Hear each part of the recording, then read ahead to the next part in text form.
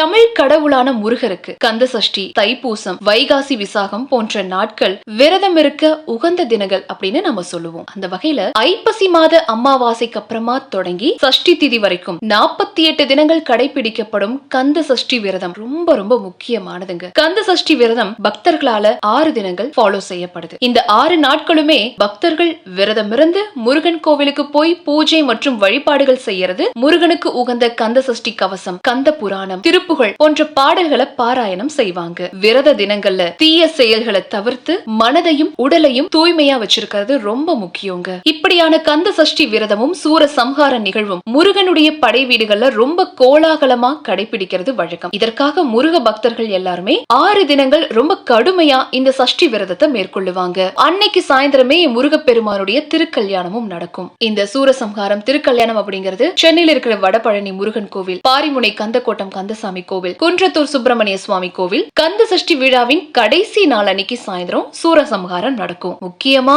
திருச்செந்தூர் சுப்பிரமணிய சுவாமி கோவில்ல நடக்கிற சூரசம்ஹாரம் ரொம்ப புகழ் பெற்றதுங்க. அன்னைக்கு சாயந்தரம் போல திருச்செந்தூர் கடற்கரையில சுவாமி ஜெயந்திநாதர் சூரபத்மனை வதம் செய்யும் நிகழ்ச்சியான சூரசம்ஹாரம் கோலாகலமா வருஷா வருஷம் நடக்கும். சூரசம்ஹாரத்தை பாக்குறதுக்காகவே உள்ளூர், வெளியூர், வெளி மாநிலம், வெளி நாடுகள்ல இருந்து கூட ஆயிரக்கணக்கான பக்தர்கள் கோவில்ல குவிவாங்க. இப்படி எல்லா முருகன் கோவில்கள்லயும் சூரசம்ஹாரம் நடக்கிற நிலையில ஒரே ஒரு முருகன் கோவில்ல மட்டும் சூரசம்ஹாரம் நடக்காதுங்க. அது எந்த கோவில் தெரியுமா? முருகனுடைய 6 படை வீடுகளுமே பக்தர்களை காக்கிறதுக்காக அமைந்த தலங்கள். அந்த வகையில முருகனுடைய 6 படை வீடுகளும் மனித உடல்ல இருக்கிற 6 ஆதாரங்களை விளக்கக்கூடிய இடம். அதனாலேயே இந்த 6 தலங்கள் மட்டும் 6 படை வீடுகள் அப்படின்னு சிறப்பித்து சொல்றோம். திருப்பரங்குன்றம் 1ஆம் படை வீடாவும், திருச்செந்தூர் 2ஆம் படை வீடாவும், பழனி 3ஆம் படை வீடாவும், சுவாமிமலை 4ஆம் படை வீடாவும், திருத்தணி 5 மற்றும் பழமுதிர்ச்சோலை 6ஆம் படை வீடாவும் சொல்லப்படுது.